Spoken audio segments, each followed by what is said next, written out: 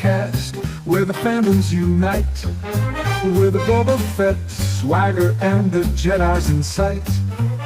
It's a comic book cocktail, shaken and stirred. We're the coolest cats in the whole nerd herd. Grab your badge and strike. I'm sorry, that has yet to get old. I still like it. I know it probably will, but you'll see. I am yet again in my living room tonight. I'm going to try this light here, so I see if I can look as pasty as I did last week. Oh nope, I guess I can't. So, oh well, that'll wait. Okay. Yeah, Cookie's not joining us tonight. He is spending some time with his wife, and so I figured I would come out in our living room and do this, live with you. Oh, look at how you deleted Cookie right off there. Man, I just all did. these years I could have got rid of him that easy. Yeah, it is. It is truly that easy. I edit reality. So how's Ash doing today? Ash is doing okay. Ash is having a decent day, and the wife is actually having a good day. But you know what they say is the wife's having a good day, you're having a good day. Happy wife, happy life. We are. Her job. Wow, that's got some that was brightness too much to it. light, wasn't it? Now The problem now is, can you alter the color of that light? I probably can. I've never really messed with this. If you can take it down to about 3,000. Oh, perfect. That's it. No, go back. You wanted about 3,000. I can't go back. I got to cycle through. There. That one? No, the orange one. No, keep going. There. That one? That one looks better.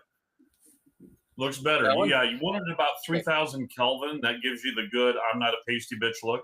Yeah, I can look directly at the light and get exactly about 298 Kelvin out of it right now. So I'm 3,000 Kelvin. I know exactly what he's I talking know about. what he's talking about, but I can't. He's talking about the color temperature. I can't adjust it from this light. It's like on, off, up, down. That's what I got. So you have more options than I do. I've got like three options: 3,000, 4,500, and 6,000. So here's 3,000, here's 4,500, and here's 6,000. I am now the pasty one. See, when I'm in my office, I got all the Ghostbuster lights. I got like 8 remotes for everything if I want. I never really do it. But I got Gabe here today too. He came in. There is a story he has been telling me about, and I've been wanting to cover on here all week. And it's a video game story. So I'm going to let Gabe talk about it if that's all right. Only about 5 minutes. Of course. It's very little, I guess. Well, here, just real quick while I got you. Get in frame. Oh, there you are. Okay. Yeah, this is my boy Gabe that we talk about all the time. So many, right now we don't have a lot of people online because we just started off. But and we've been, like last week, I was going to have him come on and do it, but we were out playing Pokemon Go. So I literally had to run in and make it in here just in time. See, it's studio chat I'm after, right? Yeah, it's a live stream chat. Live stream chat. I was on the wrong chat. Sorry. Yeah. All right. There's nobody's typed anything in yet. But anyways, you were going to say. We're super casual. So so I was even talking with Frankie about this the other day because he hadn't been keeping up on it because we're talking about the new release of Borderlands 4. And I had said this game that Gabe had been talking about. I'll just let you explain because I'm going to totally slaughter it. Basically, there's a game that's been in development for, I think it was 7 years.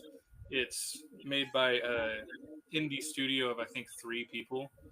But it's a Hollow Knight Silksong. Hollow Knight 1 came out 7 years ago and was a decently popular indie game. It wasn't anything huge, but Silksong became the most wishlisted game on Steam for a while when they first announced it. And didn't it break Steam? Yeah, it broke Steam, PlayStation Network, Xbox, and Nintendo. In fact, for the first, I think, like 5 hours of it being available, PlayStation just wasn't selling it because it was breaking their servers. Well, didn't they? Right. Was it what they were talking about? Because I thought they shut one of them down completely. Was that what you're talking about? Yep. They just decided not to sell it for the first like 5 to 8 hours. There you go. That's the one. Yeah, it's Well, and you've been playing the first one. Yeah, I've been going through and playing the first one right now. I'd say I'm probably about halfway through.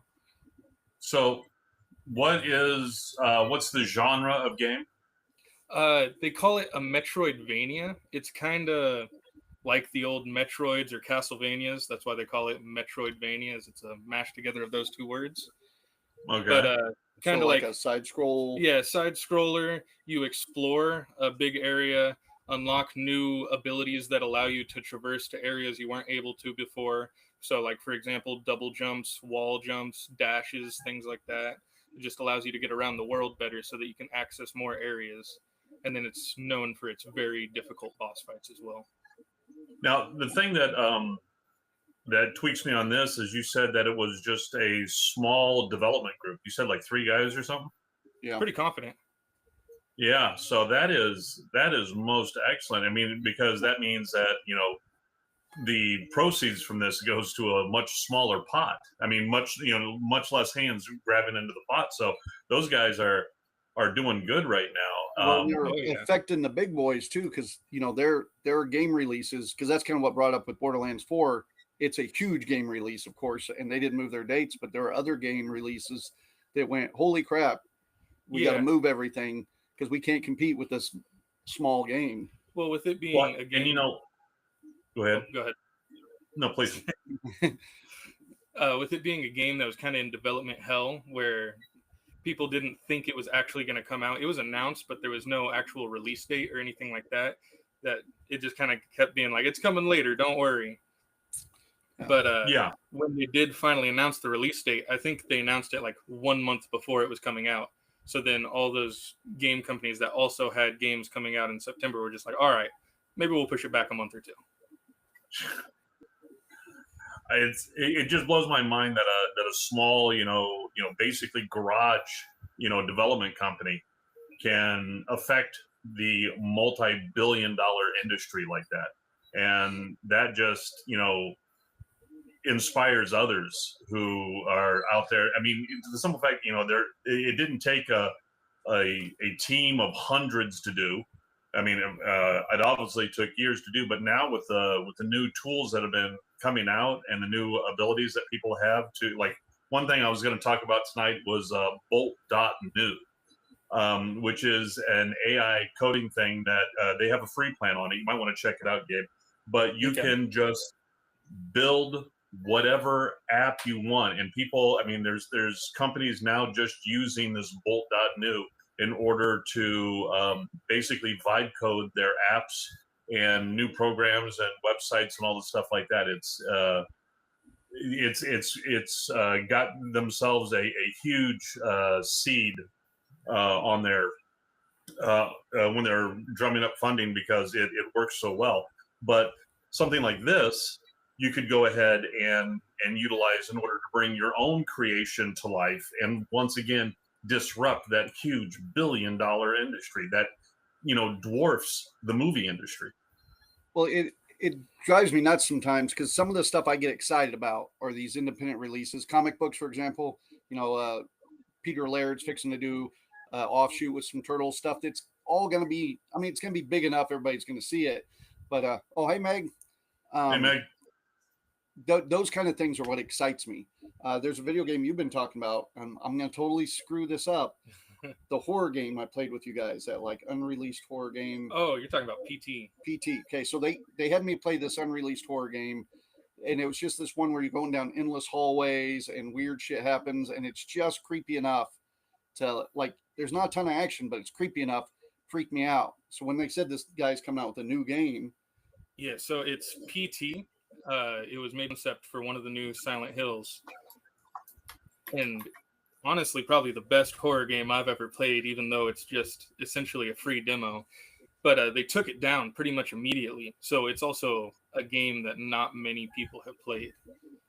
There are people who have tried to remake it. But yeah, if you actually have that on, like, downloaded on your PS4 or something, it does make your PS4 more valuable, kind of like how Flappy Bird used to be on iPhones. Yeah.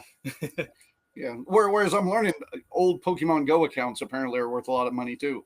So But because the Really? Pokemon allow Yeah. you a guaranteed lucky trade. I just started Well- playing again recently, and everybody's like, well, should have been able to log in your old account because Pokemon Go came out the weekend of Anime Fest. So, and we were doing a lot of cons at the time, so we were started playing at con, and then you're at con with like-minded people for months on end. So we were just trading and playing and shit all the time. And I did that for about 6 months and then stopped and didn't touch it again. So that old account's probably got Pokemon, 10-year-old Pokemon that are people pay money for apparently. So I just haven't been able to log back into that old account. I started a new one. But the horror game, reason I brought up because then he's coming out with a new one, or maybe coming out. No, with a new he one. is coming out with a new one. It's been announced. It's called OD, and he's partnering with Jordan Peele. Yes, Is that what it is? Yep, Jordan Peele, who I think's a great horror writer.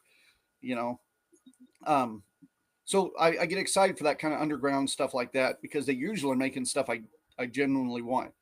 Trevet, I'm not going to say it right. Trevetsky, the animator, he made Samurai Jack, Nice. Primal, all that stuff. I mean, he's very good and well known for what he does. And Primal is one of my favorite animated series. He just recently came out with the movie, and so I was super excited about that. Called oh god, what was it called? I don't know. I haven't heard of this. It's called Snipped or something like that. Can't remember. And it is not his regular style. I was so excited about it, and as soon as it came out, I intentionally didn't read reviews, but it came across my feed, and everybody's bashing on it like crazy, just because he came out with a unique show about a dog losing his balls, and so he has one big night out before he gets snipped, right? And so it's way out of his wheelhouse. It's got this spunko animation style. And I'm like, oh, that sounds great. It sounds like a great storyteller and animator is making a really cool story I want to see. And the public fucking ran it over with the train because, well, that's not what you normally make. Stay in your wheelhouse, nothing. You know what I fuck mean? them. So that's the problem sometimes some of the independent creator stuff. I can already see the sequel. The sequel is, like months later when he meets all of his kids. They did that at the end of the movie. So yeah, they did? nailed it. Screw it. But it was good fun. It was stupid fun. And you almost got to watch it because I'm watching it and there is a not transgender character, but a gender fluid character that has all parts. And it's a dog named Frankie. And just as that dog comes on and starts, I was like, oh, I'm going to give Frankie so much shit for this. And he calls me on the phone. I'm like, we're watching you on TV right now. And yeah, the character is nothing like Frankie, but it is now his new what I want to say, avatar. Spirit animal? Yeah, spirit animal. Yeah. Gender fluid Doberman Pinscher named Frankie. So yeah, Okay. sorry, I didn't mean to get off No, subject. I wanted to talk to you too, Gabe. Did you see what the CEO for I forget the name of the company that does Borderlands, what he said about the price hike on Borderlands? Is it 2K? I think it's 2K Interactive. But What's it's that? Was it 2K Interactive? Is that the publisher? I think it was 2K. But yeah, he came out and said, because they hiked the price on it, and everybody's like, "Whoa, you hiked the price!" And he basically said, suck it up. It's not for poor people. If you can't afford it, you're poor. Go away. And terrible. yeah, I mean that Well, right they there don't have just money made me anyway. go, Fuck them, right? yeah, and Right. I'm not gonna pre-order it. I'm gonna, because all the ones before, since Borderlands 2, all the ones before, I've pre-ordered and played, no matter how shitty they were. And so now with that, I was like, screw it. I'm gonna wait for the reviews to see if you even get my money. If you're that way, you're not gonna get my pre-order money. That's the way I am all the time. I always wait, see what it's like, or then the boys will go out and buy whatever game, and then I get hooked usually. But I don't know. I've donated to a couple of Kickstarters in my time, so rolled the dice to see what comes out. I'll do a Kickstarter if it's somebody I know their product and the stuff they put out. But I've had rough luck with some Kickstarters. So Okay. Honks on, he says, howdy. Is Primal the caveman with the dino that don't talk? Yes, it is. And they are fixing to do a third season. at some point.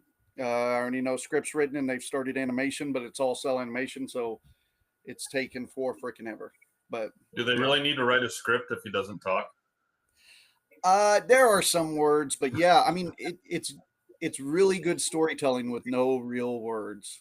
If you haven't seen it, man, I'd suggest watching it. It's Oh, I good. have. Oh, you have? Well, Okay. I've, I was I've, gonna say, I've caught bits of it, I should say. yeah, it can bring a tear to the eye every once in a while, but it reminds me of like a lot of that old Batsky animation when we were kids and shit that we watched, like Wizards and things like that. You know, Yeah. so That formative movie of that my mother just dumped me off to go watch when I was 5 years old. Yeah, that was a great movie. see, I had a similar story. Only mine was Black Cauldron, but Black Cauldron compared to Wizards is like, you know, Yeah, it was just working enough. it was dark, but it was something that Disney would still put their name on. Oh, which, by the way, I just found out today that Pulp Fiction is technically a Disney movie Because they bought out. because they bought out Miramax before the movie was made. So even though Miramax had license to go ahead and do whatever they wanted without the oversight, they were still their parent company was still Disney at the time. So Pulp Fiction is a Disney movie. That's crazy because, you know, Predator, Aliens, all those are all Disney movies. There are a lot of really good Disney movies out there now, technically. So, Well, I mean, no, they're good but ones. you know, this one was made, before Disney really just became the, behemoth that it is now. And two, even in Alien and all that, you don't see a lot of brains, and no one's getting, anally raped in a basement. Fair enough. Fair enough. I had to make sure which movie you were referring to at first. I was like, that's got to be Pulp Fiction, but yeah. Yeah, that's Mr. Marcellus Wallace. Yeah. Yeah. That is very true. I was just I'm a- watching a deal on the MacGuffin in that movie, the suitcase and that. Oh, yeah, the being suitcase. Marcel's possible soul and stuff. Mhm. I don't know if you've seen that theory. Yeah. I have seen that theory, but basically they just made it the MacGuffin, like in Avatar. The MacGuffin was the special Unobtainium. rock. Yeah. With Unobtainium as the name, that just. Yeah. Now I don't They- want they to keep actually Gabe too used long. He said he'd jump in for 5 minutes. He's got some stuff to do. All right, unless go. you're on Instagram. That's whatever. Well, we're about ready to do geekgasms. If you had any good geekgasm this week, you can talk about your watch or whatever. If not, you're good. Yeah. I mean, really, it'd be buying the Pokemon Go watch. I bought a Pokemon Go Plus watch that'll auto spin the Pokestops and catch Pokemon for me. Just got it today. It's worth it. It's nice. Found out about it from Frankie because he did Pokemon Go, and he's every time you're doing something like Magic cards or something, he's like, oh yeah, I bought this really expensive rare thing or something. So he had bought one of these, and I was telling Gabe about it, and he's like, no freaking way those exist. And yeah, I heard it, and I was like, that just sounds like cheating. Found out it was official, and it's like, okay, I got to get one of those. And it works well? It works amazing. I literally just got back from trying it out. That was me walking into the house from trying it out to get into here. And I went down Main Street once, and I caught an entire page of Pokemon from. Oh, he catches the damn Pokemon for you too? Yeah, no. So more than a page. From here up. Back when I was a Wow. kid, we had to go out and catch our own damn Pokemon. God. We threw the ball. We That's actually right. had Pokemon. Or it was a fevered heroin dream. I'm not sure which it was. Yeah, way back in 2016. Dude, how long have Pokemon been around? They've been around since the 90s, right? They've been around for a while. Pokemon Go has only been around since 2016, but Pokemon Yeah, was, Pokemon Go, yeah. I want to say they came out when I was in high school. So Yes, I don't know. Mike, we will be talking about Tsunami Yes. Con, don't worry. We definitely will be hitting on that. I was gonna. Oh, and Angela's on here too. Hey, Angela. I'm working on graphics for you. Hopefully I'll have them done tonight. That was one thing I guess I should say. Who was We Angela? Angela runs the Topeka Renaissance Festival, and We had her on. yeah, we had her on. Yeah. Okay, hey, So Angela. we're going up here in a few weeks for International Talk Like a Pirate Day. She also runs the Topeka Pirate Society, and they are putting together a pub crawl for Pirate Day. So the WAGs are going down there, and we're gonna, help be entertaining and get drunk with a lot of other pirates and have a good time. No. So that's the graphic I'm working on, so we can start inviting more pirates to come and get drunk. Because, we used to do the pub crawls for Great Plains back in the day, and we haven't done them in a while. So they're doing one in Topeka for that fair.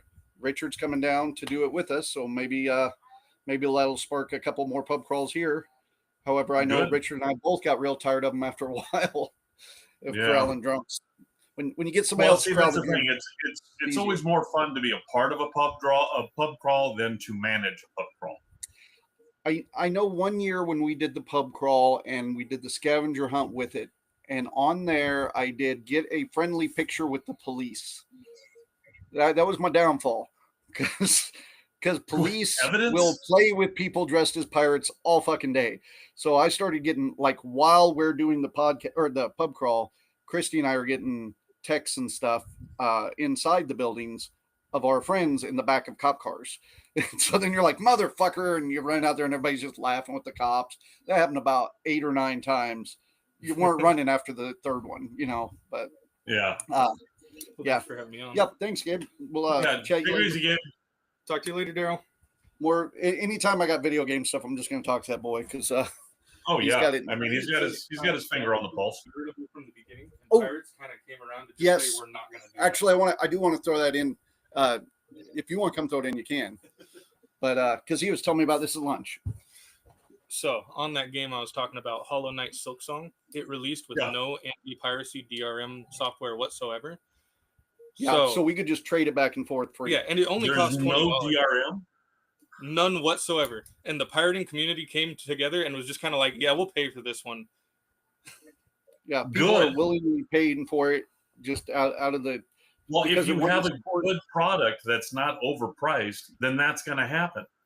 Yeah, That and a is good product excellent. by an independent creator that isn't Yeah. trying to price gouge you or add a bunch of fucking extra stuff on. And I guess another detail that's cool about this as well is it's all hand drawn. The entire game is hand drawn by one guy. Oh, I didn't know that. Yep. I No told you. way. You probably Not did. remembered. You probably did. I'm trying to retain all that info, and it's like, screw it, just come on. It's a lot. It's Yeah, a cool It's like, it's like that. What was that one video game when we were kids? It was the Dragon Slayer. no, the Persian one. Are you Um, talking about the hand-drawn animation one with cell animation? Yeah. Well, no, I'm talking about the one that was like some Prince of Persia one. All right, and all of the animation was motion capture off the guy's like younger brother, and he was like, okay, now jump over here. So all the thing where the character is pulling itself up or running or all the stuff like that, that's all motion capture from the guy's younger brother doing it for him. Oh, I did not. Well, the original Mortal Kombat, a lot of that was early motion capture. So like a lot of those guys just standing there doing this shit, that was motion capture. Yeah, I got to interview a bunch of those guys once. Thanks again, Take it easy, Gabe. Talk to you later.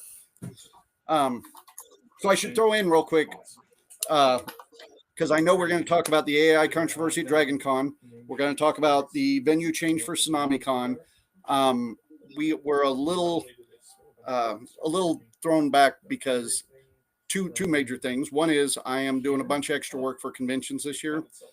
So I'm a little far behind. I'm trying to help with TsunamiCon venue stuff a little and trying to get entertainers for a festival in Oklahoma and all sorts of stuff.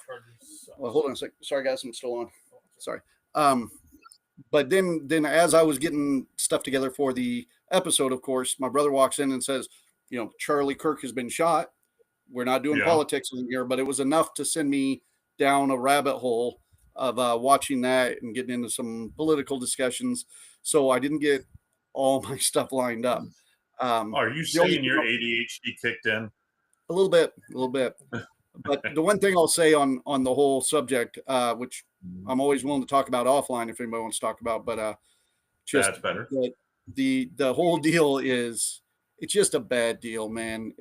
When politics gets so bad that people are like, we need to start taking people out. Maybe not taking out the people that are open for discussion. That's I'm not a fan of some of what he had to say. I'm a fan of some of the stuff he had to say, but just don't let shit get that bad. But public service right there. That's it. Very good. So. Jack says, I love AI. So welcome to the club, brother. All right. Matter of fact, Let's talk TsunamiCon first, and let's get that Okay. rolling. All right. So, So yeah, earlier this now, week, was it this week? yeah, it was Yeah, just earlier. the other day. Yeah, it was earlier this week. I was driving along, and I had someone reach out to me and say, "Hey, did you hear that TsunamiCon, the venue that they were going to use, has shut down?"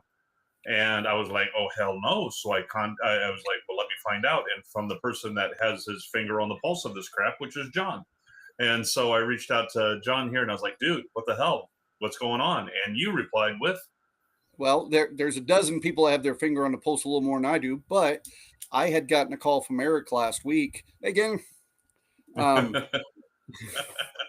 I got a call from Eric last week that because he was definitely keeping track on it. The convention is on top of this. Mhm. Not that it's a good thing to have to be on top of. So I'll give him big "No." kudos. They had been watching. They got word. So Temple Live is run by the guy that owns the Scottish Rites Temple there. It's the same group that Honk, since you're on here, that put together the Dead South show we went and watched. So they had a series of concerts lined up. So Eric calls me and says, I'm a bit nervous. The good news is they canceled the concert that's in there that night. So I was like in group chat already. Good, we can do Drunkards and Dragons, guys. It's gonna be great. And he says the problem is the guy owns a number of venues across the country, and some of his venues have shut down. Not this one, of Mhm. course. So they were already starting to look at venue spaces. I told them about one or two that we'd been looking at if we ever needed to move Anime Fest, and unfortunately, those were already booked. Um, and then the next day, I think it was, they got announcement that the whole thing had shut down. It's doing bankruptcy. And the bad part about, well, not the, it's all bad part. So all the deposit money and stuff they put down, not just them. Like there's a woman that had done a $20,000 wedding as well. They didn't get any of their deposits back. I'm sure it's getting claimed in a bankruptcy. So the convention has already put X amount of money into venue space, and then they're turning around and trying to make it work with another venue space. The good news is there's such a big team working on it. Oh, go ahead, Ash. I think you froze Eric up. should definitely be a part of the lawsuit against them, because who knows, they might be able to claim in the lawsuit and get the Scottish Rites Center. Oh, there you go. And then we just got venue space all the damn time. Well, he will. You know, we'll have to play nice with him. But anyways, go ahead. I couldn't imagine the historical society knocking on your door every time you wanted to paint a wall or move a chair there, you know. But so they've been on it, and there's a big enough group in the group chat for people running the event. There's enough people in there right now. I can't keep up the conversation to where I just texted Eric personally before the podcast because there are enough people out there looking, doing venue options. So they haven't nailed down a venue. They've got a couple options, trying to keep all the things like keep it in Wichita, of course, try to keep it as close to the Scottish Rite Temple as possible because people have already booked hotel rooms and stuff close there. Keeping the same weekend because all the vendors already have that weekend. People already have their ticket spot. So there's enough options there. It looks like things. I mean, everything's going to move forward. It's just going to be in a different location. But do we know what the location might be yet? I don't know if I should say anything. I know they've looked into things and I've read through. I haven't asked if I could talk about that because I don't want to get anybody's hopes up. And No.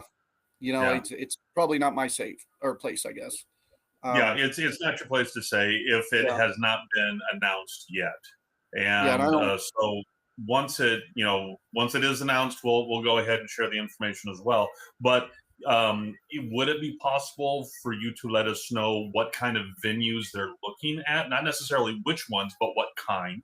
Yeah, I can tell you what kind for sure. They're looking at every kind of venue. Can keep an options open because with a convention like this, of course, it's gaming. So they don't have a lot of the restrictions like a Ren Fair or even like a Comic-Con has because we got to have multiple panel rooms and different things. They do have to have, like the VIG room. They got to have a big room for gaming and possibly the vendors in there. They can segregate those, of course. Let's see. Hang on. Kristen says, I'm just sad we lost the Scottish Rite. I'm just waiting for the announcements. yeah, that I liked the Scottish Rite when we were there before, and I was sad we weren't getting the second floor like we did before. But Yeah. The um, Scottish Rite place was, just the layout in there was just phenomenal, and that theater in there, that theater was just perfect for doing something like Drunkards and Dragons or something like yeah, that. yeah, and they had the Statler and Waldorf little box section up there. I was going to Oh put yeah, that right into the Drunkards and Dragons game and stuff, but um, and there's a Egyptian room in there. I was telling Honk about it when we were, which Dead South went hold on, into hold on. pictures. This isn't some kind of eyes wide shut Egyptian room, is it?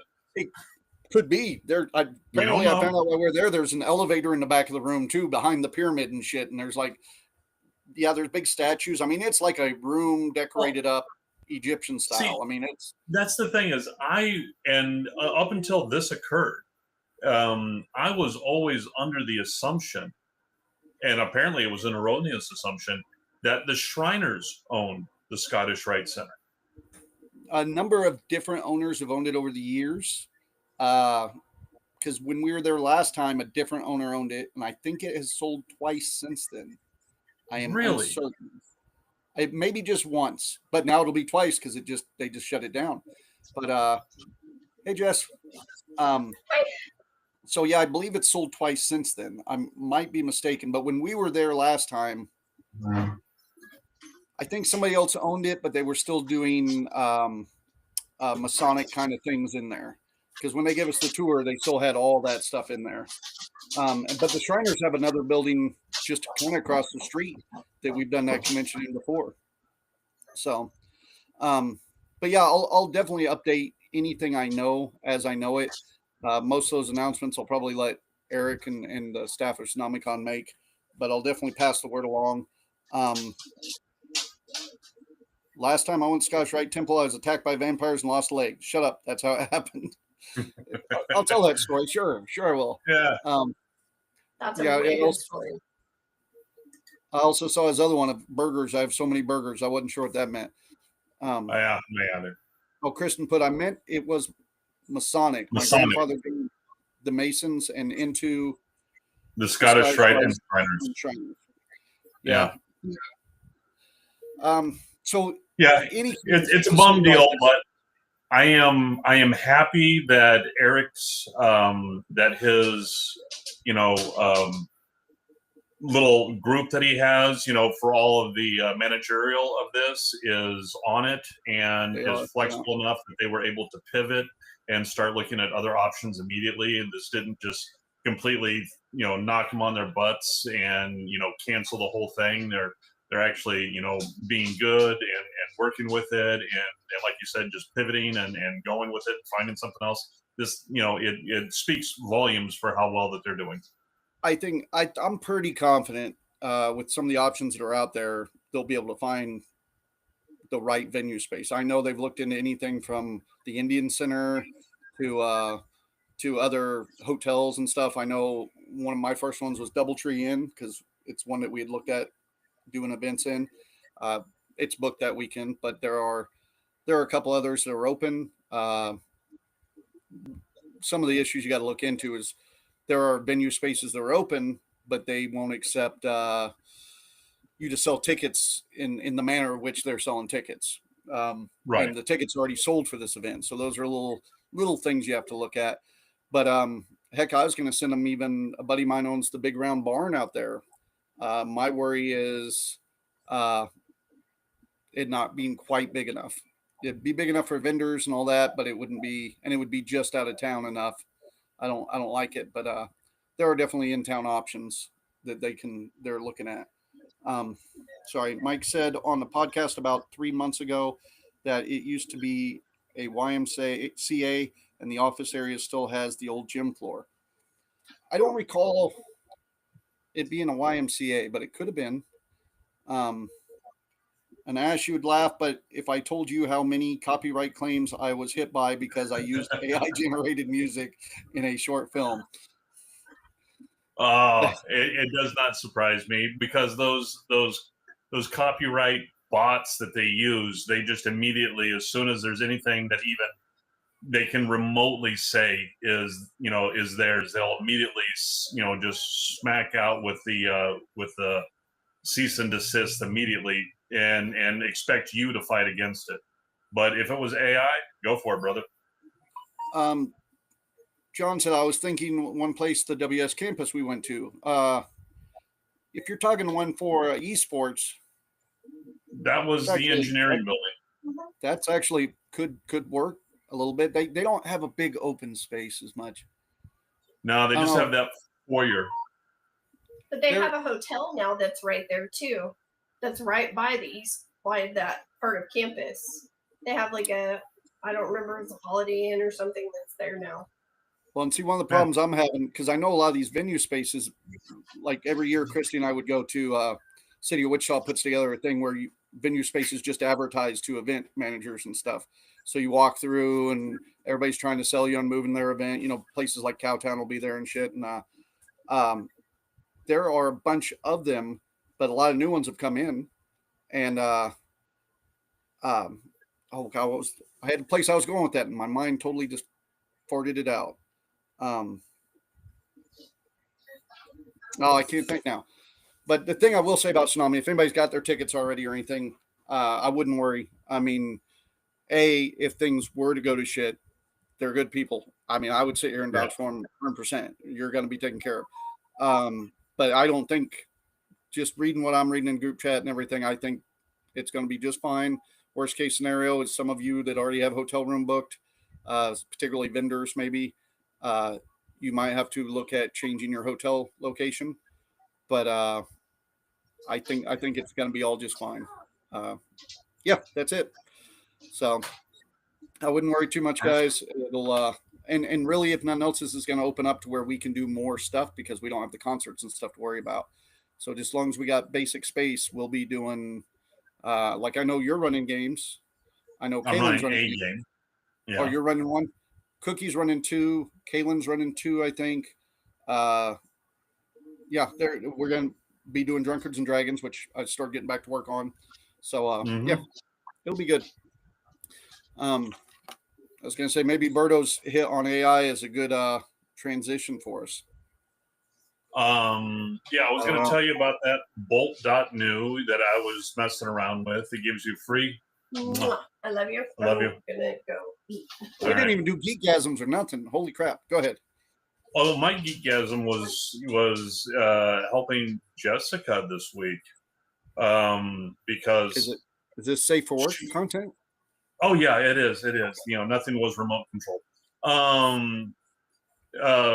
She was not happy with her place of employment, so we went online. We went online Monday night, and we're looking at some different places. So what I basically did is I took her resume and I took the description of the jobs that she was looking at. There was like 2 of them the only 2 that we've done so far. And so then I just went into AI, said, okay, this is my wife's resume. This is the job she's going for. Tailor it over. And did that for the 2 different jobs and did cover letters for them too. It automatically said, hey, you want cover letters? We'll get to that. And then did all that up, and we sent them out Monday night. Then yesterday she got reached back by both of them. So she got hits on both of them with less than 24 hours. And she had a phone interview this morning with one of them, and they want her to do an in-person interview tomorrow. And she also had the other one reached out to her today too on the email, and is going to be, because that one is a remote job, they're going to be doing a phone interview with her tomorrow as well. So within 3 days, for a special, within 3 days, even in this, the way the job situation is out there right now, using AI to tailor it, nothing was made up. We went through line by line and made sure everything was true. We just used it to tailor the resume over, and boom, within 3 days, she's got interviews on 2 different places, and one of them's remote, which is my preference for her.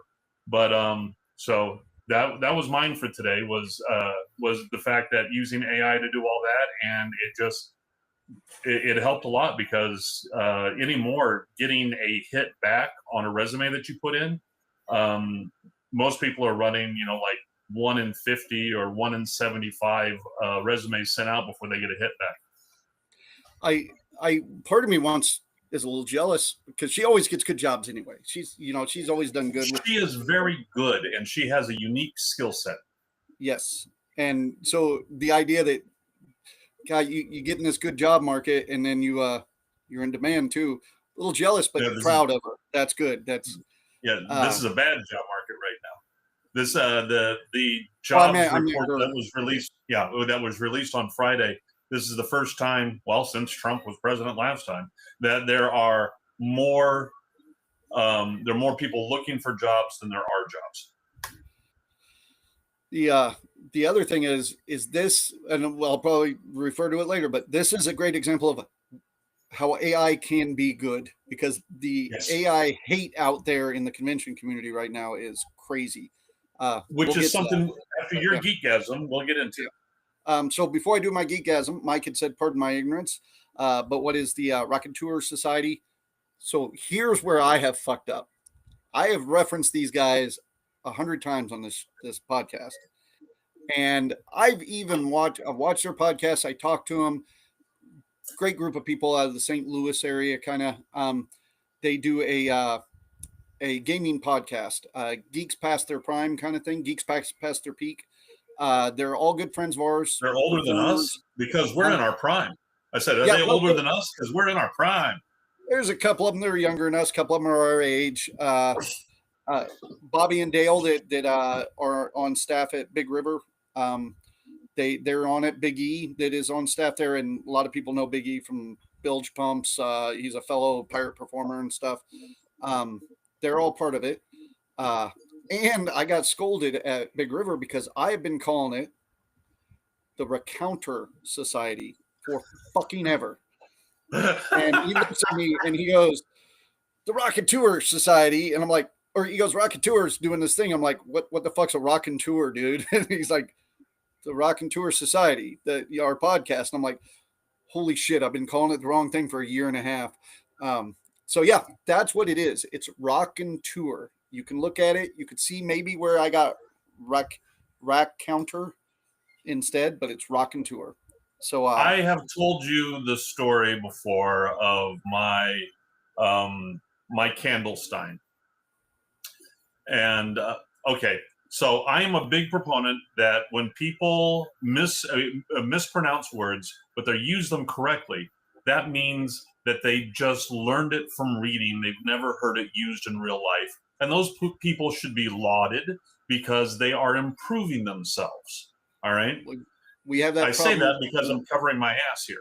Comic books is that way forever. Before you had comic book cartoons and stuff a bunch. Yeah. Everybody called the comic book characters Magneto, all that. Yeah, exactly.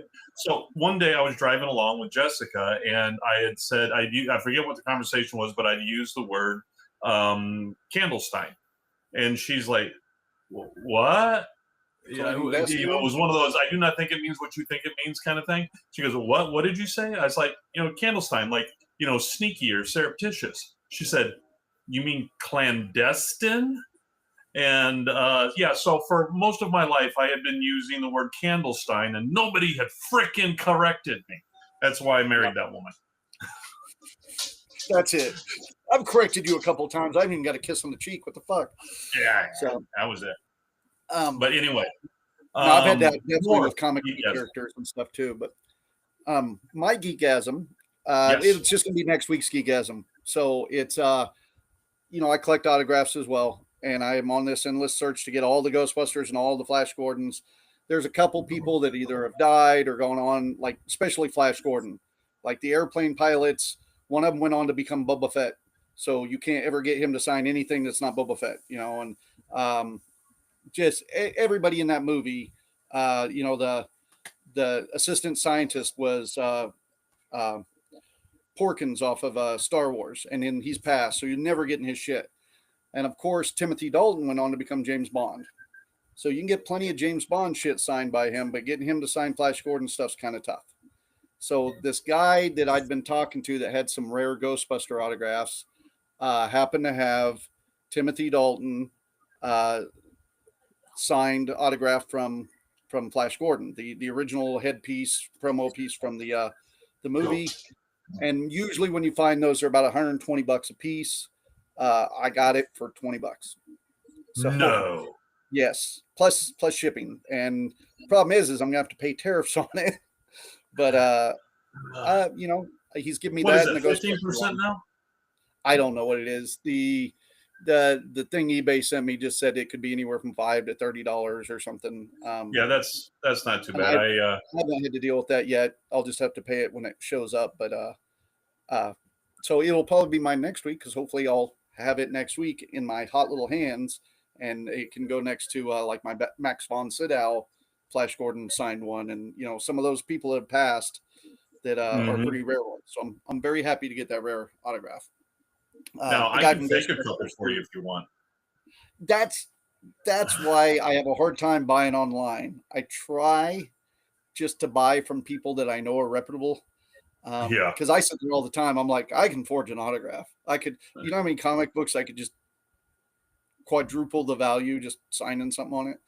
But see, and I am the exact opposite. If somebody scribbled on something that I liked, to me that would take the value down. I don't understand why the autograph brings the value up. I don't understand that. Because it's having the signature of the famous person. Like a lot of times, if I can, when I go to comic book artists, if I can get them to do a little sketch on the cover, I'll do that.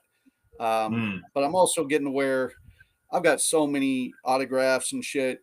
Like I just get my stuff personalized anymore. I know it makes it worth nothing, but then the only reason I'm buying it is to have it on display.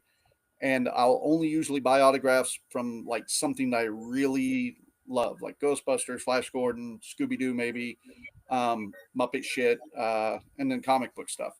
I guess is a lot, but it's all part of that collecting bug, I guess. But let me see. Berto says his geekasm. I helped make one Warhammer short film and now have every clan mugging me to edit their stuff into short and for no money. Isn't it great? I do a lot of consultant work for no money too, man. So I get that. That's a matter of fact, the performers I'm sending to that one in Oklahoma, they called trying to hire us and we couldn't do it. And they were telling us what a pinch they were in. So I'm putting them together an entire performer list because they're a new festival and want to encourage that. Yeah. Jonathan's Geekasm. I basically built a new computer with a RTX 5070 and Ryzen 7. I should have you reading this because I don't know half of this. CPU, and now Cyberpunk 2077 runs at 300 frames per second. Now, Shit.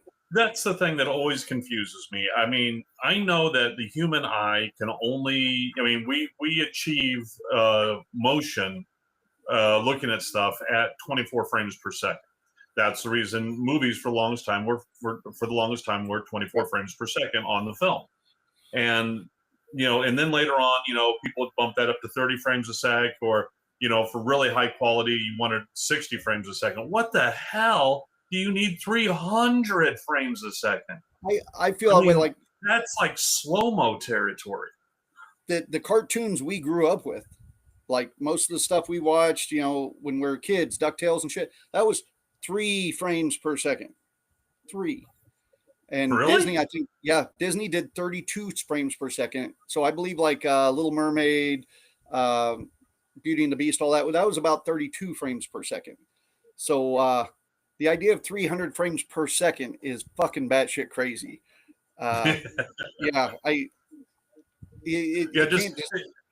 You mean that when Quick Draw McGraw was running in midair, it was only 3 frames a second?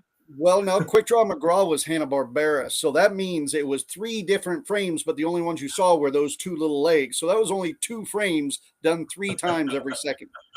So, pretty much. yeah. Hanna-Barbera was bad about that shit. But we all loved, everybody our generation loved Scooby-Doo and shit. And Oh, you know, come on. Tombstones and Quick Draw McGraw, El Kabong, all of Thundar the those. Barbarian. Oh, Yeah, Thundar. God, yes. yeah. With the So moon split in half. Yes, I love Thundar the Barbarian. yeah, I can't wait for the live action version. It'll never happen. They Thank talk God. about it all the time, but There's some things that do not deserve to be, and that is one of them. Thundar the Barbarian live action. I mean, maybe if somebody made it using just VO3, then yeah, okay. But you know, I see a lot of little things, and I keep thinking it's going to be like that Thundercats movie we'll never get or anything. My kids will watch it, and I'll go like, "That is a cartoon I watched when I was a kid," and they won't like by the time it comes out, nobody will even know that was an old property. It'll be kind of like how kids today look, like our generation looked at Howdy Doody or something, you know. But we do have that and last. Roberto, you know, as since Jessica has left, Roberto has taken the place of my wife, and he is correcting me. He says, Oh, "Incorrect, Ash. The human eye sees at 85 frames per second. 23.94 frames was the slowest they could crank the camera and get smooth video. It was a cost-saving measure at the time. Yes, it was, but it has become so ingrained into us. That's what gives us that cinematic view, and that gives us, you know, when any kind of action was happening, that gave us that action blur that we're used to. And now when, you know, we watch movies that are cranked up to that 85 frames or 60 or 120 frames a second, it looks too sharp. It looks like you're there and you're not separated away from it, like you're having that cinematic experience. That was one of the reasons it was detrimental for me to go see the Hobbit. You know, when they came out with the Hobbit in 3D at 4K at 60 frames a second, I went and watched 3D 4K 60 frames a second, and I did not like it because it did not seem like I was in a movie. It seemed like I was on set while they were shooting the movie, and everything just looked too real. It did not look cinematic. So neener. Neener. That's the only way I'll watch porn. So yeah, you want the you want I the just said before the Bruno money did, shot that's all. blur. You want, you know, I need that 4K and 3D. Well, let's hit this topic because I was like, I got two things to talk about, and we're an hour in. So, What was the other topic? the AI we were going to talk about this last week. Yes, the AI at Dragon Con. Dragon Con, which happened Labor Day weekend. Many people may have seen just a solitary picture of a sign on a table that said "Artist removed due to AI content," and the internet, at least the convention community, went crazy with it because the community has been very down on AI art of any kind, which is its own controversy. But I wanted to touch on that a little bit. So this artist got removed, and at first, not having context, I went, "Holy shit!" I don't know if that artist was advertising they were doing AI art or not, but that artist, they probably just ruined that artist's career. Now, totally. I've then watched all sorts of short documentaries on it already. There are short documentaries already about this subject, about this particular incident. So, which opens a bunch of questions, but I'll kind of go over just basically what happened. There was an artist there at Dragon Con that did get removed, not solely for AI art. Got removed for a number of reasons, but AI art was one of them. But that's the one that they put on there. So tons of people without a context, of course, went on and just started bashing this person for using AI art. My personal belief is if AI art can be very handy, and if you're advertising it's that kind of art, you should be able to sell. They're trying to ban it from conventions all over, but I think if you're advertising it that way, because even now we have AI music artists that are out there doing that at conventions, so why not visual artists as well? Now, go ahead. One, my thing was they never showed the AI art. I've seen it, and it has an AI feel to it for sure, but not more so than a lot of other artists there. And also, too, at what, because a lot of these different, different programs out there for doing art, Photoshop and all these other things, they are integrating AI into the programs and the workflows. At what point is this theoretical line in the sand going to be drawn where you can say that is AI or that is not AI? I mean, are they going to basically revert it all back down to, if we can't see you draw it yourself, then then what? Kind of. So two answers to that, which I probably should jump back to what happened with the artist, but the two things are, one is when they asked the artist to see proof of their work, they showed them, but the thing is now, what I can't remember which it is. I think I may have asked you about this on the phone. If not, I asked somebody else about it. There's a new program out that I think might be the culprit, but they basically asked AI to do proof of the work. So AI went through and made like proof of the work being made. No hand drawn stuff, no nothing, but it showed stuff getting deleted, put back on, different things tried. So AI made all this proof so they could show it, but it was all just made by AI, which they had to then prove. I'll get to that in a second. Sorry. So that was one thing. And then you said so the other part is, like, one of the documentaries I watched went into great detail. This one was done by a guy who is a Disney artist. He does art for a lot of the Disney trading card game. And he was pointing out some other artists there that also work for it, and basically how they're using Disney logos when they're not allowed to, and all the different rules behind it. But he says there's no stopping it. There is no stopping the AI art, because like one of the biggest artists there that people were coming after, and he is definitely using AI art. And after the controversy, he took down some of his stuff. However, he claims that he does not. When they put it through the detector, his backgrounds are like 92%, so the backgrounds definitely, but not so much on the foregrounds of these Disney characters he's doing. And what this artist basically says is, what a lot of them are doing is they just have AI do the art, and they're coloring everything in their tablets and everything. So they now have the art in the tablet, and they just go through and paint right over it. And they go through and do basically you're tracing and looking at the color palette that's there. You can even steal colors off the old color palette, put it on. So they're taking the time to redraw the picture that AI has already done. And then they're usually just blurring the backgrounds and stuff to make it a little less noticeable. And this is become not going to be commonplace. This is already commonplace in a lot of conventions. So there's no stopping at this point. But the problem is you have a lot of artists there. A lot of them are my friends. I get it. That are going, well, if that AI art's selling and they're not buying my stuff, then that's not fair.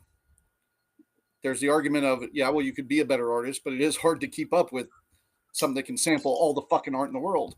Well, that and like one thing that rolled out, I think it was last week, and I was bringing it up to you, and I don't know if you had a chance to look at it yet. There is a new image generator that that Google put out. You can access it. Anybody can access it through Gemini 2.5. All right, it's their new image generator. It's called Nano Banana. All right. And Nano Banana, their new image generator, is so bloody good that people, the scuttlebutt out there is that it is a Photoshop killer because of how good it is, and the fact that it has continuity as you are doing edits and stuff like that. When you tell it, because in the past, when it's generated an image, and I've been like, remove, the Frankenstein in the front, but, keep whatever on the side. It's like it generated a whole new image, and it was completely different looking. Now there's continuity in it, and the placement of things is so much better, and the letters are good, and all the stuff like that. So people are calling it an AI. Calling it a Photoshop killer. So there are things like that that are now rolling out. So, a lot of these organizations that are trying to put barriers in front, they are really going to have to get ahead of the ball on this, because they're getting left behind quickly. Well, and the thing is, how do I want to say this? Because anything I say, you're putting your foot in your mouth, especially working in convention industry. Oh Because yeah, it's one of those things. It's an unpopular opinion to go AI art can be great for the industry, uh, yeah. but it's the first thing that would get me fucking blackballed from something too. Um, it's got to be, how do I want to say it? It's got to be corralled for sure. But you also got to think, like, there's a lot of conventions out there that people are like, oh, you used AI art on whatever your pamphlet, your program, some online advertisement, whatever, and people will get fucking mad left and right. Some of these Mhm. conventions can't afford, like they were using clip art last year. They can't afford to hire an artist, and everybody's mad Right. because then that means you're not hiring an artist. It's like, well, that convention wouldn't hire an artist anyway. However, if they can start doing better now and get to a point maybe where they can support artists, it's not all bad to use some AI art to promote something. And I get the more you use it, the more it will be used. But I think we're way beyond that bubble at this point. Yeah. The problem is every convention now is going to have to put stuff in their contracts, and they're going to have to really jury their vendors, for sure. This person that got kicked out in Dragon Con, one of the main reasons they got kicked out is, one is they were in Artist Alley, and to be there, the artist has to be there in order for you to have a booth. Dragon Con's a big event that people are lining up to get into. So Yep. the artist was not at that booth. Her boyfriend was there running it. So not only that, the art was a number of collective pieces that apparently the boyfriend worked on, the artist worked on, her parents worked on. So not all the art was even done by the artist. And then also the art she sent in to get juried in, none of it was the same art or even necessarily the same style as what was being sold. So it sounds like this artist probably had another place to be and said, I can make a bunch of prints and shit to send and have him sell and still make money. So Well, the artist, yeah, drag him under a bus. They fucked place up. did she need to be that was better than Dragon Con? I mean, what was her sister getting married? What? I don't know. I don't know that, but that the problem is everybody is just looking at it and saying, oh, it's because of AI art. No, it was because a whole bunch of shit. But AI art was Yeah. part of it. And that's what everybody is jumping on. And then that Mhm. now has focused that now that Dragon Con is down on AI art, now they're coming after any artist that anybody thinks may be. So a lot of these artists struggling, but they're all getting fingers pointed at them. And so people like Brad Voth that we've had on here before, that's a great example. An artist that is out there doing their bit. Um, that style artist and that level artists are the kind of people that are getting their fingers pointed at and going, oh, well, then we can't let you in if you can't prove all your work and shit. And a lot of them don't always keep proof of all their work, but they're going to No. have to now. I mean, you are a prime example of that. You are an artist, all right, Yeah. not just a performative artist. You also draw and stuff like that. And I'm sorry, but you, like most artists, are a scatterbrained fuck. And there's no way that you're keeping all of the documentation necessary. I mean, the people that I have been associated with who are by far the most creative are also the ones that are least likely to have the documentation that's requested. So here's my question to everybody listening on the AI and yours as well, Ash. We've got a number of friends that some are 3D printers, some are sculptors, some are visual artists, pen and paper, all that. 3D printers, I would never do that. Okay, sorry. Well, so a good example is Big River. We were there where there was probably half a dozen 3D printer booths there. Yeah. Almost every con we go to, there's a number of them.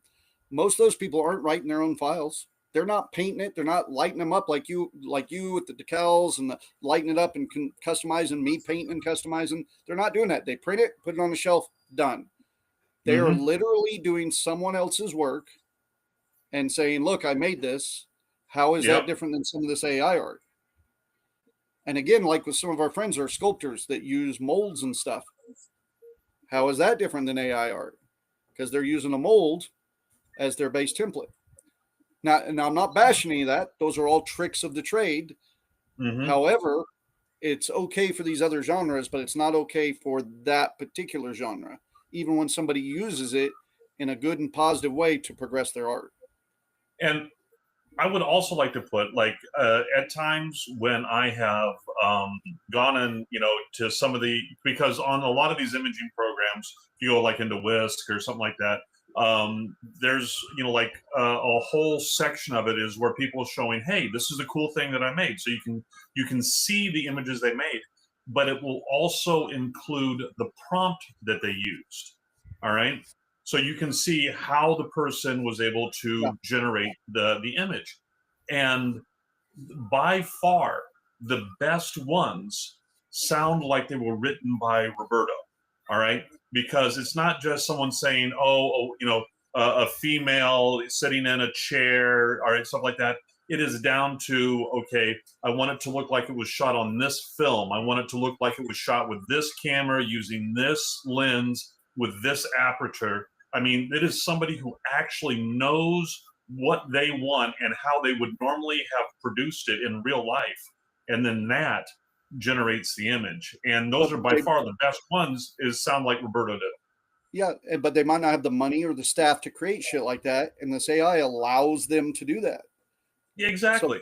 So to me, it's a win-win. Now, will it be abused? Yeah, everything's going to be abused. But the more we just point fingers and go, it's bad, it's bad, it's bad. What'd you say? Sorry. I said everything but me. When people just say it's bad, it's bad, it's bad, all you're going to do is keep honest people going, well, I guess I shouldn't do that. Everybody else is still going to do it. So it just needs regulations on it, specifically in the convention industry. Jonathan had put up, not to be devil's advocate, but isn't AI art the current version of like when music producers using samples of other musicians to make new music, like Vanilla Ice stealing Under Pressure from Queen and so on? I'd say, yeah, but just like that, you had to steal so much of the song in order, you got to sample more than a beat sometimes or more than 15 seconds of it or that kind of shit to make it. So those stipulations need to be put out there now. One of my, when I was a wee lad back in the 80s and early 90s, my favorite rap group was one of the ones that pioneered sampling and was one of the. You had a favorite? You listen to enough rap, you had to have a favorite one? I just don't think back then I like De La Soul, and De La Soul was my favorite. And they're the first ones that got taken basically to court over sampling beats, and that's all it was just a beat pattern. And someone said, no, that's my beat pattern. We're going toe to toe on this. And it's the same thing. Well, actually, it's not, but yeah, it's the same kind of thing where at first it is completely frowned upon by the community, but eventually, either it's going to be completely, gone away. Like, okay, Milli Vanilli. Yeah. All right, Milli Vanilli, it got found out that they were lip syncing and they were completely drummed out. All right. Yeah. Somebody else wrote their music, performed their music, all that. Right. Yeah. But now there's whole genres of entertainment out there where you can watch your stars lip sync and do all the stuff like that. So now lip sync is coming around. Milli Vanilli is a great example for what I'm saying, though. Let's say Milli Vanilli, when they came out, instead of saying we're singing this music, they went, hey, those two dudes over there are singing this music. We're professional dancers. We're going to lip sync and perform for you guys. That's our gimmick. Now, granted, they probably wouldn't have went anywhere with that. But if they had come out and said that and then got big, would it be okay then? If they had said it first? Well, see, that's the thing. I'm with you as long as they say it first, as long as there is no duplicity involved, but so then the question comes up, all right, with this, like the Disney artist where you said certain amount of the background was AI generated, but the main characters in front were not AI generated.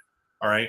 So is there going to be some arbitrary line they're going to draw where they say, okay, 38% of your imagery can be, AI, 64% if it is background, 18% if it is a primary focal point. I mean, are they going to come down to that level of that granular level?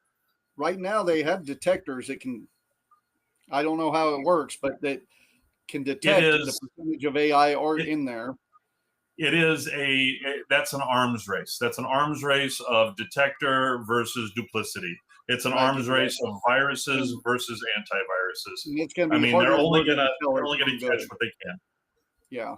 Yeah. And all that's going to, like, this conversation will change by next year because AI will have changed by next year. Yeah, However, we'll be looking better.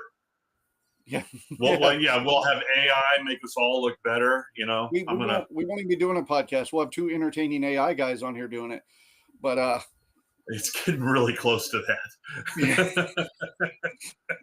But no, it generally, yeah, I think if you're going to be an AI artist selling at a convention, you should simply have to put up that you are selling AI art. And if you're not, if you're claiming it as your own and come to find out it's AI, sure, get kicked out. I'm all on board with that. Mhm. And then the other controversy behind that is, to me, is conventions or festivals using AI art for any promotional material. It bothers me that so many other places can use it. However, conventions and festivals can't.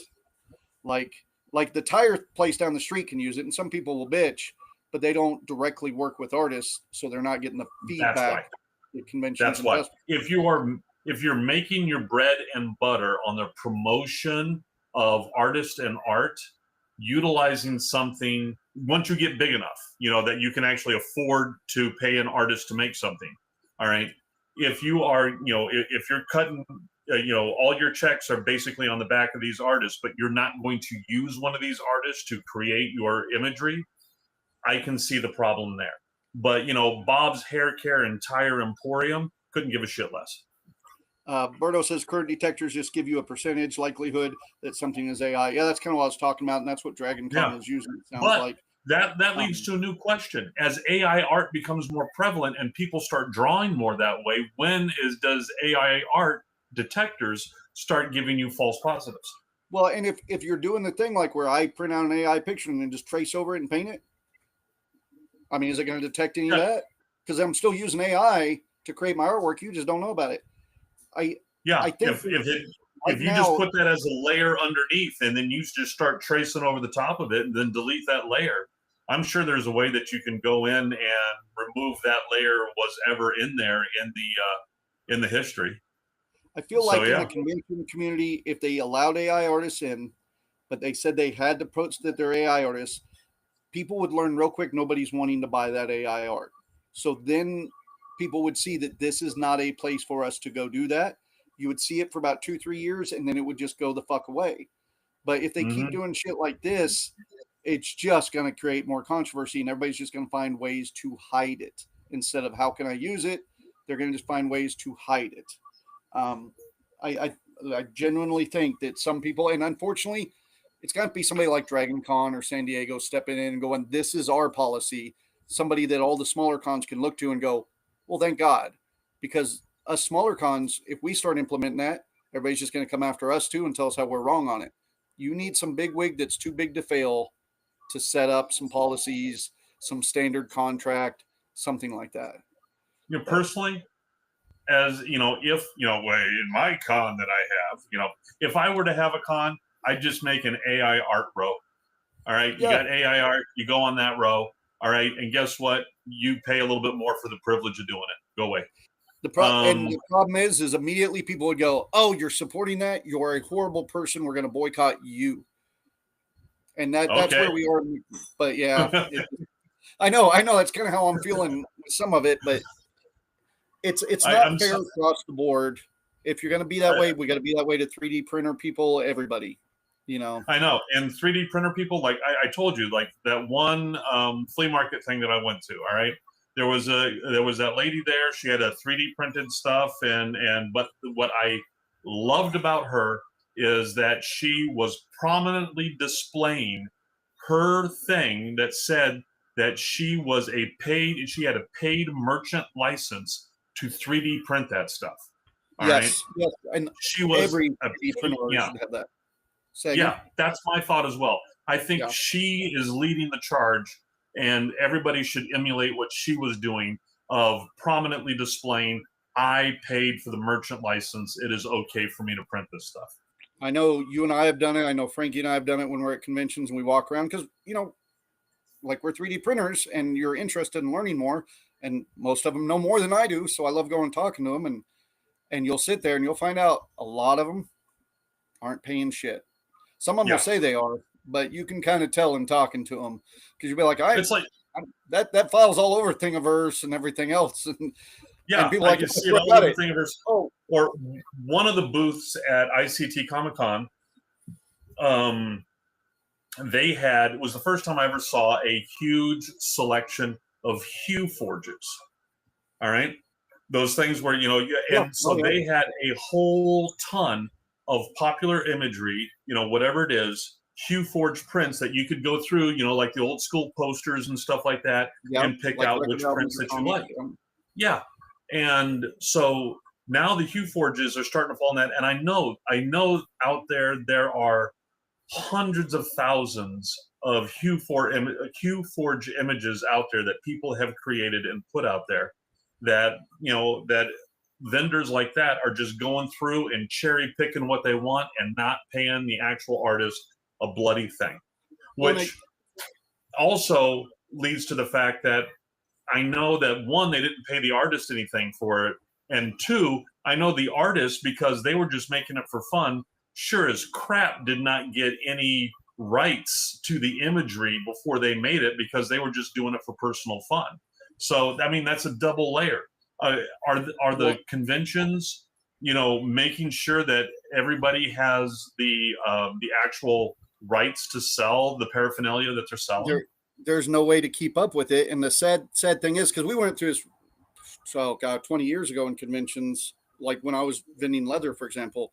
When I was vending leather, I couldn't slap a Superman logo or fucking anything like that on something. We had tricks getting around it sometimes. I would make something for a custom order that never sold. Then you're allowed to sell it. Yeah. Did you say, no, this isn't an S for Superman. This means hope. Yes. Yeah. That was back before that fucking, yeah. But yeah, so it's hard because really for the most part, let's say I'm doing that back in the day. Now we have what's called fan art, which has changed the industry completely. But back in the day, the worst they could do is go, oh, well, we're going to send you a cease and desist. And you go, well, then I guess I'll cease and desist. And that's it. You're done. It's not like you get in any trouble. So even now, let's say those huge forge artists aren't paying their shit. About the best they're going to get is a cease and desist, which just means they're not going to sell those next time. And really, if they do, chances are they're going to have to get a second cease and desist before any kind of fucking what's ceasing and desisting. yeah. Well, before they can prove any kind of damage, financial damage. Yeah. So there's for conventions, there's no good way to monitor that. However, well, see, I know that in the Star Trek fan club, the International Starfleet Star Trek fan club, the new edict has come down that if you're having, just like, we do where it's a Star Trek table at a con, all right, you're not selling anything. It's just yay Star Trek. All right. Yeah. You cannot be showing anything off of Paramount Plus on there because they have had people go into the different cons, walk around, see that that's going on, and then be serving people with cease and desist just off of displaying stuff off of Paramount. I pay for my Paramount Plus, but I can't display it on the table. Back in the day, we were doing WAGs and stuff. This before cosplay became a household word or anything. One problem a lot of the festivals had around here is they'd reach out to us geeks to go, hey, I want Batman or Spider-Man at my fucking bounce house festival or whatever, right? And problem is they could never advertise that Spider-Man or Batman was there back in those days. What you could do is go, oh, I have this cosplayer called Spidey 101, who's going to be cosplaying as Spidey 101, and then you put a picture of them in their Spider-Man outfit. You could get away with that sometimes. We don't have Batman, we have Batmanuel. Batmanuel, although that's a copyrighted character that kicks ass. That is now. Thank you, the tick. Yeah. Let's see. Bardo's going to know about copyright shit, I'm sure. I got cases and cease and desist from Mattel of the prices for using the Thomas the Tank Engine theme in a commercial for Wizards Asylum. We were scared to death back in the day when we first wrote that Star Wars show. Bar Wars. Bar Wars. Because back then, Lucas would come after you. I mean, he was coming after people hard. A lot of people probably know Mark Gunn that runs the Ren Fair Awards and stuff online. We used to perform with him, and they had a Yoda drinking song. And we'd always bring our Yoda puppet over and dance with them when they were doing that. And we recorded a couple times. They were like, please do not put that online. Because they had already gotten one cease and desist from Lucas. Now that's all changed and all like that's on CDs and shit now, and we can do our show all day long and get paid for it, and it's legal. But that's mainly because of the way Lucas did stuff, and then he kept it in there for when Disney bought it. But yeah, back in the day, man, we couldn't do any kind of copyright. Like I couldn't even make a reference to Superman or Lord forbid the NFL or something. Yeah, you'd get if hit. You said anything Super Bowl, you were dead. Yes. Even the word Super Bowl. Mm-hmm. Yeah, they still have problems with some of that. Like you got to say the big game and bullshit. Yeah. But yeah, so artists have had to deal with that. Fan art has really opened that shit up to where now I can just draw a picture of Pikachu screwing Superman in a orgy or something, and it'd be just fine, and nobody can really Rule do 34. much about it. Yeah, they could send you stuff, but there's a lot you can get away with. All right, you said you had two things. One was the AI stuff. What was the other thing you wanted to bring up? I'm asking because we're coming up on an hour and a half. That was the last thing was AI. The other thing I already took care of, which was TsunamiCon. I want to talk about TsunamiCon because all right, good. I didn't want anybody panicking or spreading rumors and I sure hope I didn't spread any rumors. I don't think I did. I just want everybody to know that's going good. And they're on top of it. It's not like people are not necessarily going going as good as it can. Right. It's an unfortunate situation, which hell, we were in this year, just not that close. We almost had to change venues for the Anime Fest this year. It happens and it sucks. Our first year of hell, you were there running Emerald City with me that first year that we had the hotel booked. We were already selling tickets, and then the hotel went, oh hey, we forgot to tell you we got a wedding on Sunday. So one whole day of the con, and we had to pick it up, move the whole thing to Cowtown while tickets were already sold, vendors were already sold, all that shit. That stuff happens, and it's usually the venue's fault. So nobody hold it over TsunamiCon because they've been on top of it before it was a thing. So, and they've done nothing but good on this. Yeah. All right, sir. Well, we're coming up on an hour and a half. I need to go check with my wife. She was out doing the local high school, Wichita East. They have their annual Big Do, where all the different clubs, athletics, and all the stuff like that. They, for like an hour and a half on the lawn, they have booths and stuff like that, and they sell paraphernalia and whatnot in order to make money for the different clubs. And Jessica, when finding out that there was none for the cross country and track that Gannon does, of course, that led her to, pick up the banner and run with it because my wife. And so I made a whole bunch of special Wichita East keychains and Wichita flag keychains and refrigerator magnets, and Jessica was out there selling them. That's the reason when she came in, she looked all flush because her and the son do not get along. It's that Irish heritage. So I got to go check to see how well it went. She told me that they were selling pretty good, but I want to go check to see how everything went. Okay. The last thing I'll say, because you called me and reminded me, last week was our Burrow show. And I was so exhausted from Big River, and it was just such a hectic thing. We kind of skipped it. So I believe the plan is just first Wednesday of next month, we're going to be back there again. Of October, yeah. Of October. So the plan is we'll be right back there. We just missed it this month because it's festival season. So you reach out to the Burrows on it. Sometimes when I'm talking to them, the look on their face when they're talking to me is like, oh shit, it walks upright. And so you get along better with them than I do. Jonathan, can you guys cover 3D printers recommendations for starters, costs for a show? We could easily All do right, that. my 3D printer recommendation that I am all for right now. Matter of fact, I will pan over to it. Yeah, I'm going to show this to my son-in-law Is too, because I was just telling him about this one. This one right here, the Elegoo Centauri Carbon.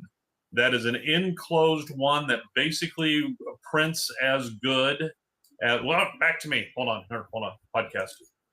There we go. Basically, it prints as good as a Bamboo Labs X1 Carbon, but at $900 cheaper in price. It only does a single color, but I found that using color changing, it's kind of hokey. If you look at John's prints, the stuff that he, the sculptures and stuff that he does, the beauty in them is in the hand painting. It's not in the color swaps. So that's the whole thing, print them off, do it one color, and then do the painting. That's the best route. Although, that being said, the Elegoo, they are supposed to be coming out with a 4-color AMS system for this at the end of September, I think, is when they're going to be coming out with that. But so that's my suggestion there. What? Upgrade this one. You'll be able to upgrade this one from 1 color to 4 colors. So you don't have to buy another machine. It's just an upgrade. Yeah. Just get the AMS, put it on there. It's already got the jacks, the connection points on the back, just to plug it straight in. But yeah, this one, $300. It is so good that a lot of people out there, when I was watching reviews, a lot of people who have their own print farms were saying, as my Bamboo X1s are dying, I will be replacing it with this. The only detractor for it is if all the fans are running, it's loud. All right, it is a loud printer, but if you're just running PLA, it doesn't really need that many fans running, so it's relatively quieter. So yeah, that's the printer I'm planning on buying too, John. I'm recommending it to my son-in-law as well. So yeah, it's really good. I mean, the quality of prints I'm getting are just phenomenal out of it. The speed is up there. Compared to my Anycubic, it is almost 30-40% faster, and plus it's a Core XY, so it's not a bed slinger. So as you're building taller things, that as the bed's going back and forth, it's not moving it all over the place. So it is pretty much build volume standard 256, 256, 256. But that's I'm gonna get going. My wife has brought in all of supper now, and I've got family sitting there just. All right, I'm going to go, guys, too. All right, everybody. Love you. See you. Bye. See you guys.